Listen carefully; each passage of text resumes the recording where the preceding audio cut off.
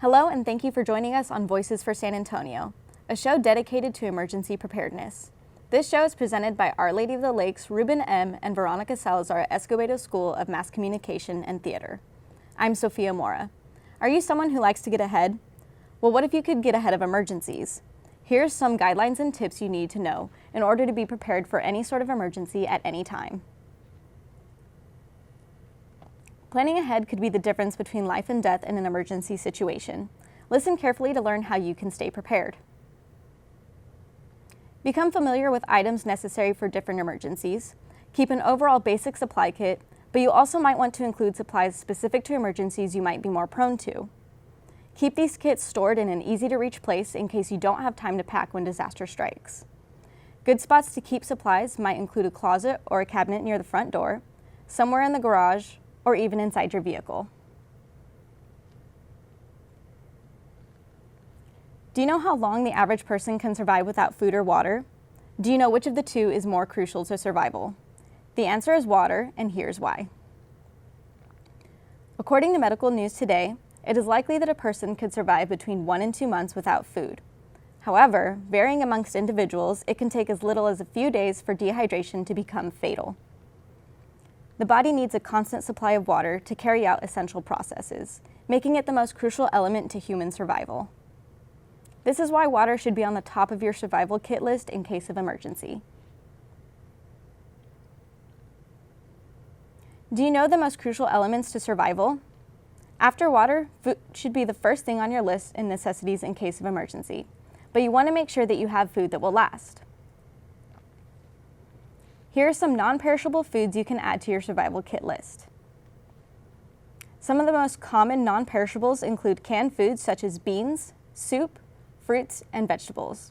Different grains such as oats and rice are great examples of non-perishable foods.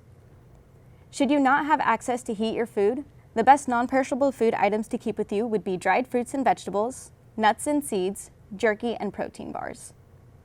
If you're located in an area prone to flooding, then listen in as I bring you a basic flood safety procedure. Planning ahead is critical in the case of a flood because they are so unpredictable. Pack a basic supply kit to store somewhere you can easily access on the go. This pack should be able to last you a few days. Having the pack made in advance can save you some crucial time in the case of an emergency. In the case of a flood, the first step to follow is to monitor your local weather stations for information on flood watches and warnings. Should you have time, secure any loose items within your home that might become hazards floating in the water. According to Weather Nation, swimming in or drinking floodwater is a hazard to your health and safety, so have a route to higher ground and be prepared to move there in case water levels rise. So now that you know how to prepare for too much water, do you know what to do when there isn't enough?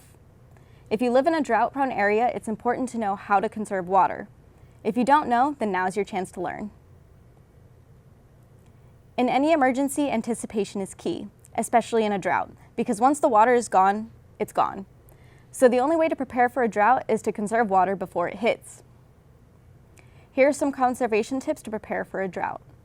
Collect rainwater, place buckets in the shower to catch excess water, store drinking water in the fridge, avoid running water for things such as thawing meat, brushing teeth, washing your face, or shaving. Also be sure to observe local restrictions on water use during a drought to avoid a fine for exceeding water use. If you had to escape from a burning building, would you be able to? Do you know the safest method? Well, listen in. Here are some standard fire safety protocols. No matter where you live, fire is always a potential hazard and you can never be too prepared. If you're trapped in a room, place wet cloth material under the door to prevent smoke. If the room has a window, use it as an exit if possible, or use it to signal someone for help. Spring Branch firefighter Jackson Dillard provides some helpful tips should you find yourself in a burning building. Some things you could do if you find yourself in a burning building. If it's a big building, stay away from the elevator. The last thing you want is the building to be on fire and then you're stuck inside of an elevator that doesn't work. Dillard also expands on some tips to keep in mind should you experience a fire in your home. If you're in your own home, some good things to do are to be aware of different ways you can get out of your house before you have a fire. When your house is on fire, you might not always be able to get out of the front door or the back door. Should a fire break out within your home, move quickly to the nearest exit. If you're caught in smoke, drop to your hands and knees and crawl. Hold your breath if possible or use a filter such as your shirt. Never open doors that are warm to the touch. And of course, alert emergency officials should you be able to reach a phone. Being prepared in any emergency is important, but that doesn't mean you can prevent accidents. Here are some key tips to keep in mind if you find yourself in a car accident. If you can reach your phone, call 911 so that you can receive help as soon as possible. This may save your life if you're unable to get out of the car on your own. Check yourself and other passengers for injury. Exit the vehicle if you can and assess whether or not it's safe to occupy. If it is, move the vehicle to a safe location and wait for assistance. If the vehicle is unsafe to occupy, move to a safe place away from traffic until help arrives. Power outages are far more detrimental than people realize. They disrupt communication, water, and transport. They cause food spoilage and water contamination, and they can prevent the use of medical devices. Take note of these simple tips to prepare for a power outage. Take inventory of items that rely on electricity. Stock up on batteries, water, and food that does not require heat to cook. Keep hand sanitizer in case you're unable to wash your hands with soap and water, as well as general cleaning supplies. Lastly, make sure you have appropriate clothing based on the weather. So you know that you should pack emergency essentials, but do you know how much is enough? Depending on where your home is located, it could take local officials days to get to you. At minimum, each individual should have a 72-hour kit. Items should be packed in an easy-to-carry container, such as a backpack or a duffel bag. It's also important to maintain your supply kit. If your container isn't waterproof, pack a trash bag to protect it from moisture. Also, be sure to keep your survival kits updated. Check your kits every 6 months to replenish expired or soon-to-expire goods. Now that you know how to pack in case of an emergency, do you know what to include? Listen carefully to know what items should be included in your supply kit. According to ready.gov, your basic disaster supply kit should have things such as water, food, a flashlight, and batteries, tools, extra clothing, and hygiene items. A phone, credit cards, ID, and cash are also good items to pack. A portable radio can also come in handy if you need to stay up to date on news if you're facing a natural disaster. Don't forget to include any special needs items such as medication, eyeglasses, or contact lenses. And lastly, perhaps one of the most important items to include in your supply kit is a first aid kit. Including first aid supplies is crucial, but do you know how to properly care for potential injuries or illnesses in the state of emergency? Some basic things to keep in mind are, for cuts and scrapes, clean the wound gently with water, apply antibiotic before covering the wound with a bandage. Treat sprains by wrapping the area to compress it. Keep it elevated and ice if you can. Run cool water over burns. Try not to break any blisters and be sure to apply moisturizer to the area. In any medical emergency, it is important to respond quickly and stay calm and collected until help arrives. Stay with us later in the show. Find out which San Antonio organization is serving over 15 counties in the area.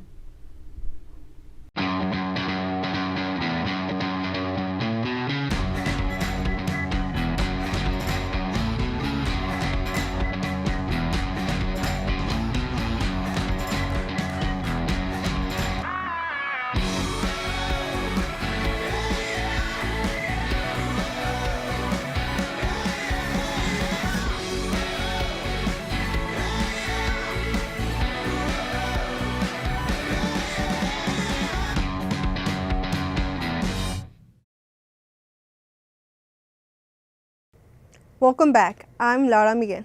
The spring season has arrived, but there are some dangers that also spring in with it. I'm going to be talking about some spring safety tips to help you safely enjoy the season. As spring has arrived, with flowers blooming and tree leaves turning green, seasonal allergies also start blooming. According to the Mayo Clinic, some symptoms are sneezing, runny nose, congestion, and itchy eyes. Although there are bothersome and sometimes painful symptoms, it does not mean that you cannot enjoy the spring season. Here are some strategies to help control the symptoms. Reduce exposure to allergy triggers. Take extra steps when pollen counts are high. Keep indoor air clean. Try an over-the-counter remedy. For more in-depth information, visit their website at www.mayoclinic.org. It is recommended to avoid allergy triggers, but some things cannot be avoided. Don't let yard work become a pain in the neck. Whether you are a gardener or just mowing the grass, you are prone to an outdoor injury. State Farm has recommended some precaution tips before doing any outdoor to-do list. They recommend having appropriate yard work clothing, have the tools ready, be careful while working around loved ones, and be prepared for the hard work. This is just some of the basic tips. If you want more in-depth information, visit their website at statefarm.com/simple-insights. Your yard work may seem like it can be done any day, but the seasonal weather says otherwise. Spring is the rainiest season of the year, which means that there is a possibility of thunderstorm. According to the National Weather Service, people should stay alert to their local news and see if they are under severe thunderstorm watch or a severe thunderstorm warning. A severe watch is when the condition is expected to turn that way but not occurring. A warning is a condition when it is occurring. The number one recommendation they made is to stay inside a sturdy building or shelter that can protect you from the weather. For further instructions, visit the website at www.weather.gov. Besides severe thunderstorm, Texas sees its fair shares of tornadoes during the season. Tornadoes can happen at any time and threaten anyone or destroy anything that gets in their way. According to the National Weather Service, you should stay aware of your local news and see if you are under a tornado watch or warning. The first safety rule is to stay in the lowest level of the building you are in and as far away from windows. Also, cover your head at all times. For further safety rules, visit them at www.weather.gov. Natural disasters can occur at any time. This means that being prepared ahead of time can help things move smoothly. It might not be the conversation you want to have with your family, but it's an important one. It's a time to create or update your emergency plan in case of a natural disaster or public health emergency. The government website Ready has steps and links to help you through the process. The first step is to put a plan together and discuss the things with your family. Consider specific needs in your household and then fill out a family emergency plan. The last thing is to practice your plan with your family. For further help in how to plan, visit them at www.ready.gov/plan. As spring is approaching, many students look for sunny destinations and long weeks of relaxation after midterms, but you should take precautions before, during, and after the trip. According to the Center for Disease Control and Prevention, some spring break destinations have specific health risks you should be aware of. Before you go, find what vaccines, medicines, or advice is needed for your destination. Also, pack smart and prepare a travel health kit. During your trip, make sure to keep your healthy habits, wear insect repellent and sunscreen. Also, be safe on tours and transportation. If you're not feeling well after your trip, call your doctor and tell them you had travel and include where you went and what you did on your trip. For more specific information, visit the CDC Traveler's Health page. Although there might not be snowstorms or slick roads, you still need to take precautions whenever you are driving. Spring brings new hazards to the road that drivers need to be aware of. Potholes are formed during the winter and can damage your vehicle and cause accidents. Avoid swerving and just gently press on the brakes so you can reduce the damage. There is more wildlife activity, which means putting more attention on the roads to avoid hitting animals. Freaking rainstorms can lead to standing water, which makes the road slick. Slow down and keep a safe distance between your car and other drivers. But being aware of these driving hazards in this time of year, you will keep yourself and others safe. As spring has arrived and the sun starts to shine, flowers start to bloom once again. Our furry friends are also excited to run around and take in the beauty of the season. This also means to take extra precautions with things around that are not pet friendly. According to American Kennel Club, some plants can be poisonous to dogs. Some of these plants include ivy, sago palm, and tulip. Symptoms of plant poisoning are specific to the plant eaten. The best cure is prevention. Look through your yard and identify any plants that might be poisonous to them. Then restrict your dog's access to them. If in doubt, seek professional help. We spoke with Sofia Mora about the precautions she takes. That's my best piece of advice that I can give to anybody that has something like Sago Palm or anything that you know is toxic for dogs. If they're dropping anything, make sure you pick it up, because if they see a leaf hit a ground, they're going to pick it up. So you just have to be really careful about that. To avoid a visit to the vet, make sure that they don't come in contact with these plants. It's the time of the year where our clocks move 1 hour forward. This not only affects our schedule, but also our body's internal clock. The first step is to prepare a few days early by going to sleep minutes earlier than your usual bedtime. Be consistent with eating, social, sleep, and exercise times during the transition. Avoid taking naps during the daytime because it could make it harder for a full night's sleep. Avoid coffee and caffeinated beverages 4 to 6 hours before bedtime. Taking these steps will help with the transition of the time change. Daylight saving transition changes our schedule, but it does give us an extra hour to accomplish New Year's resolution goal. Spring season seems like a fresh start to start working out. First, start asking yourself why you want to start working out. This will help you stay motivated and achieve your goals. Start by doing small exercises a day. This will help you stay committed and keep you motivated. Create a training plan and schedule it. Having a set time will help you be consistent with it. Also, increasing your workout time and intensity each week to see progress. Getting enough sleep helps with your exercise duration and healthy habits. Having a friend to exercise with will make it more fun and help you stay motivated. There's no better time than now to get started with exercise. Stay with us to learn ways and how to stay hydrated during the summer heat.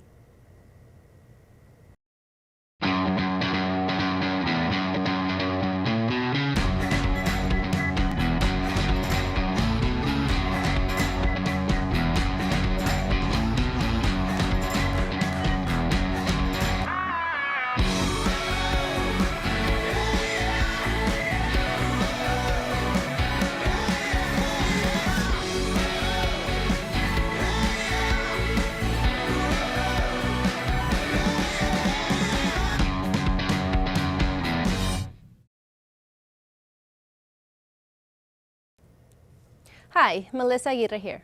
Summer is right around the corner, and it's a great time to be outside, be physically active, and enjoy various seasonal activities.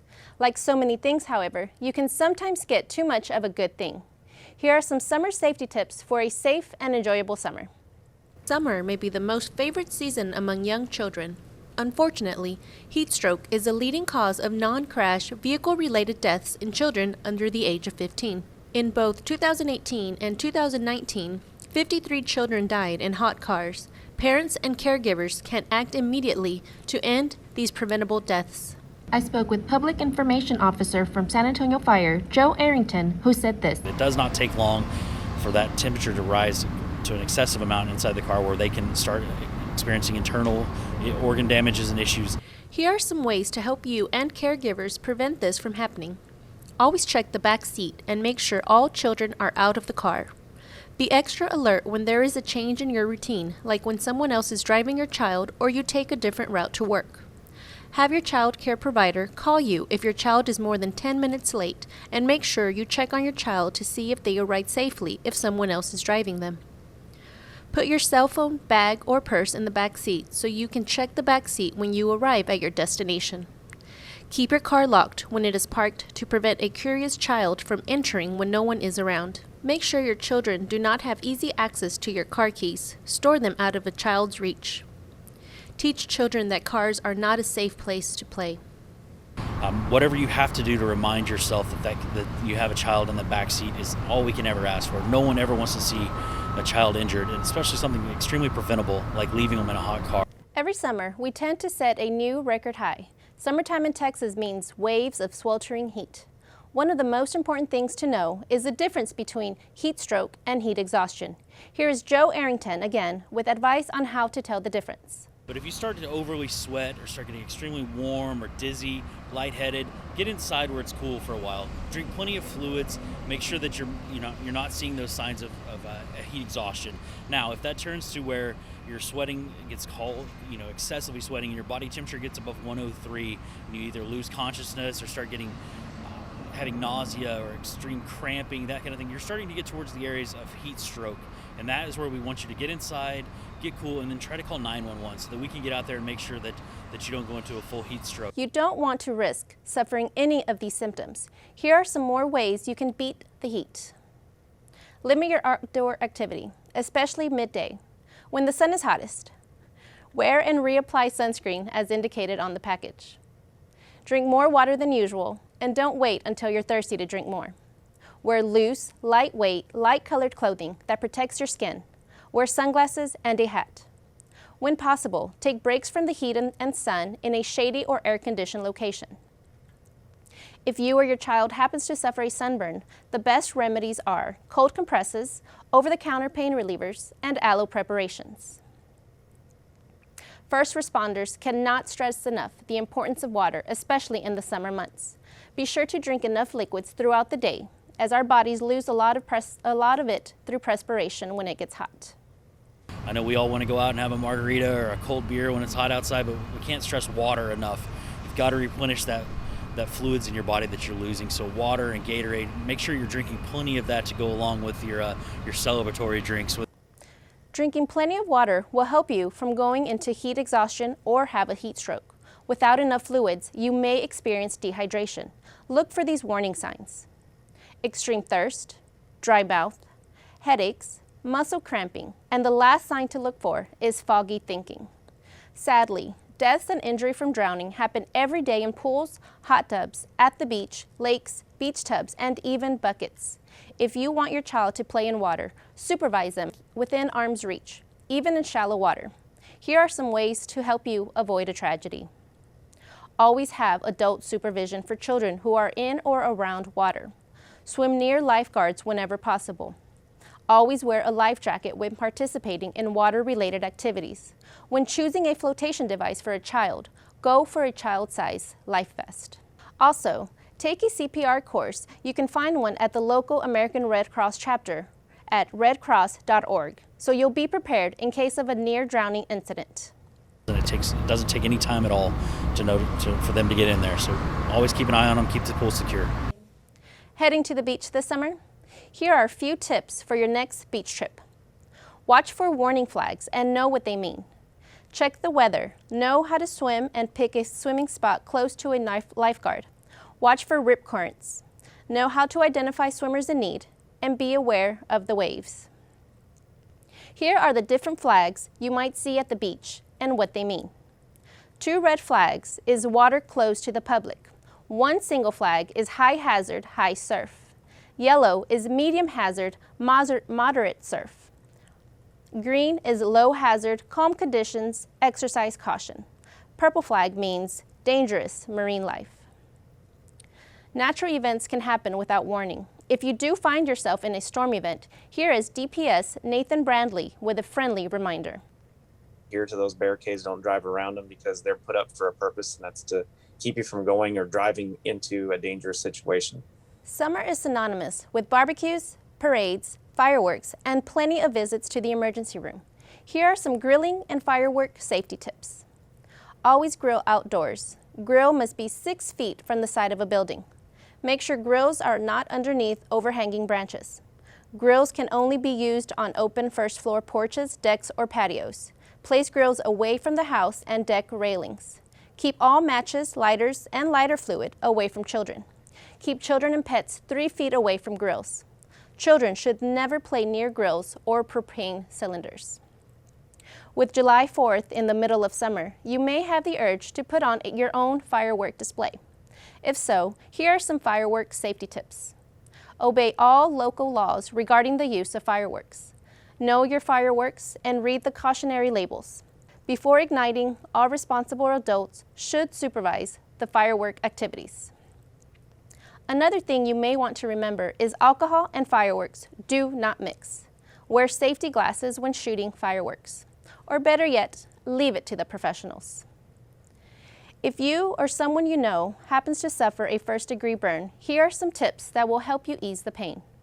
First-degree burns are painful and red, but don't blister. Hold the area under cool running water for about 5 to 10 minutes. Place a loose, sterile dressing over the site and keep it clean with soap and water as it heals. In a perfect world, drivers would pay attention to pedestrians without being told to do so. Because this doesn't happen, Pedestrians must be cautious to protect themselves. Here are some basic tips you can implement to make your walk safer. Make eye contact with the drivers before crossing a street. Don't wear headphones while walking along the street. Avoid using your phone while crossing the street. Make sure you're walking against traffic. Watch for turning vehicles at intersections. Pay attention to all lanes of traffic instead of the ones closest to you. And one last thing to remember, don't drink and walk. Alcohol consumption is involved in 34% of pedestrian collisions. Pedestrians should be proactive about their safety instead of relying on those they share the roads with. It does not take long to take those extra few steps to get to a crosswalk. Don't risk it. Take the time. Cross safely. Another fun activity to do over the summer is hiking. Make sure you are prepared and protect yourself before heading into the woods. Mosquitoes can cause a number of illnesses. Learn what you can do to protect yourself at work and play. Wear clothing that fully covers your arms, legs, and feet. Install screens on the windows in your home and repair screens with rips or tears. And try to avoid outdoor activities during peak mosquito hours. Peak hours are sundown to sunup. It might be a good idea to carry some mosquito spray with you when you plan to be outdoors. Biking during the summer months is always fun, but bicyclists must be extra precautious when they ride. Bicyclists often share the roads with vehicles or ride in bumpy terrain. Wearing a helmet may protect you in case of an accident. Here are some important tips to remember. Wear a helmet at all times, snug but not too tight. Use reflectors and lights when riding at night. Never ride near moving traffic. Wear bright, light-colored clothing to be seen at twilight hours. Refrain from riding at night. Whatever activities you and your family are set to enjoy this summer, please keep these tips in mind to help you have a safe and memorable summer vacation.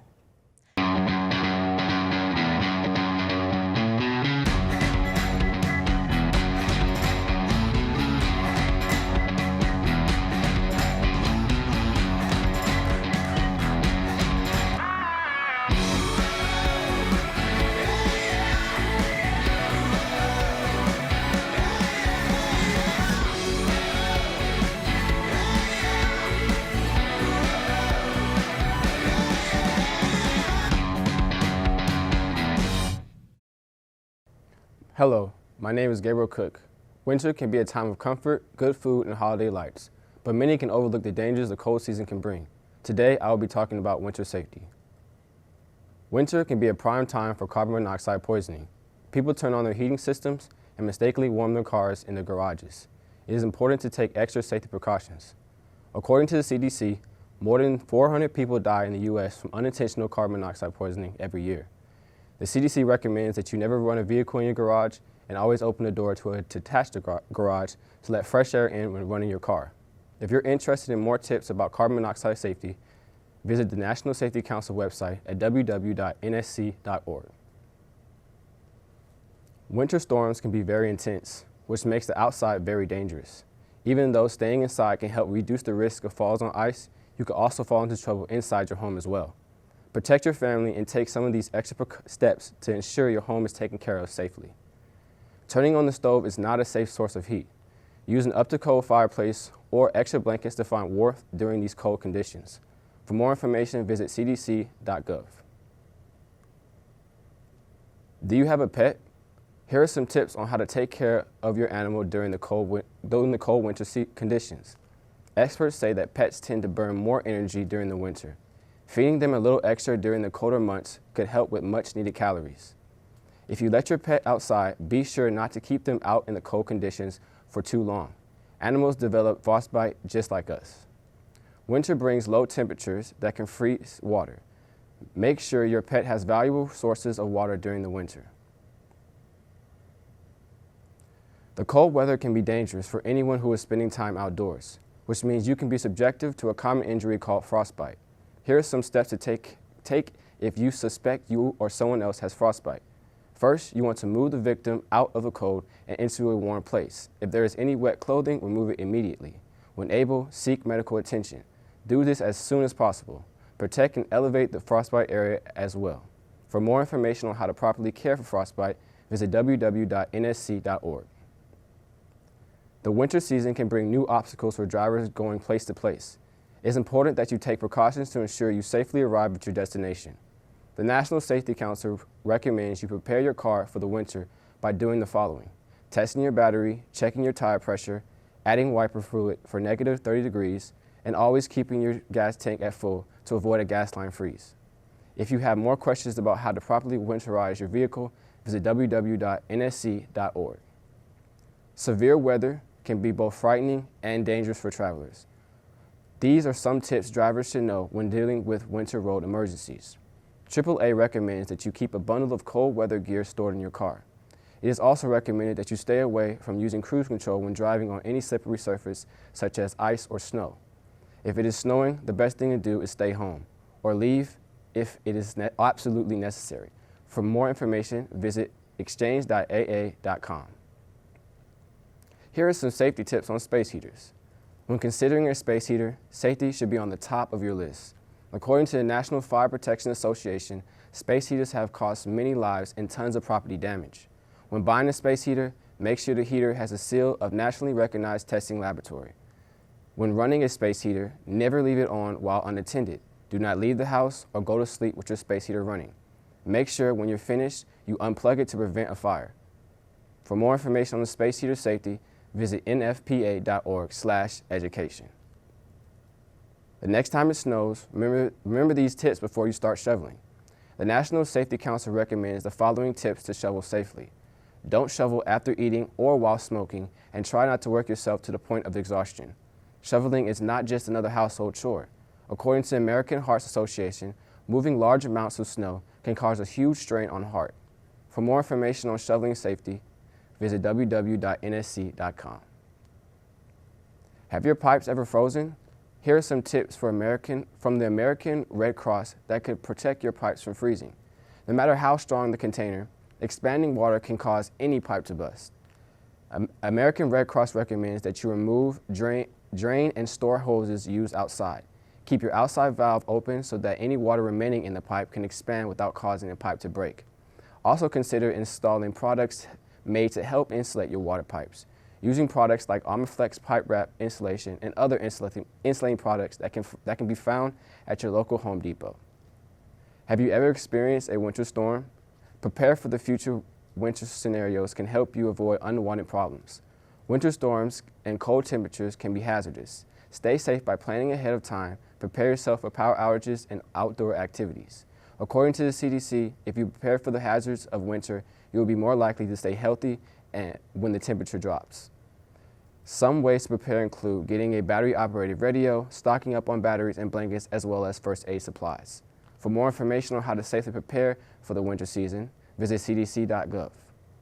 Stay with us to learn about the free housing units in San Antonio, singing women and children, and useful resources in the city.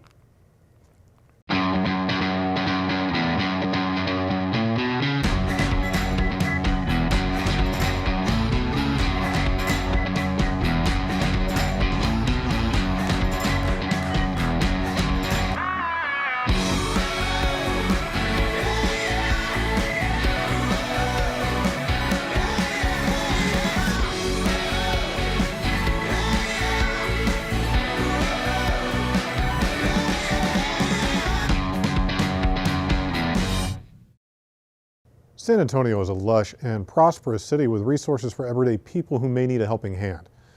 I'm Kevin Romine, and I'd like to tell you a little bit about some of these opportunities.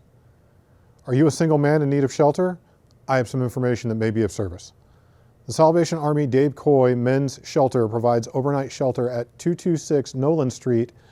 Nightly enrollment begins at 3 p.m. daily through 8 p.m., 7 days a week. Single men without children will have access to restroom and shower facilities, hygiene products, and a bed with clean linens and meals. Individuals must be 18 years or older and provide a picture ID at the time of enrollment. Families in need of housing assistance, look no further. Salvation Army Family Shelter at 519 West Elmira provides emergency shelter for women and single parents with children and intact families. They provide intake assessment, daily case management, parenting, and life skills. and a clean laundry facility with laundrette. The Salvation Army provides shelter for 10 days with 3 meals a day, must be 18 years of age or older to qualify. There are no fees. Intake processes take place at 3 p.m. on weekdays and any time on the weekends. Intake cards must be completed. They can be reached at 210-352-2046. Are you a single mother in need of a place to keep your children warm? Located at 945 West Huisach Avenue, Visitation House is a transitional housing unit for single women with children under the age of 12. Education is free for the children to bring them up as useful citizens for women who are participants in the housing program.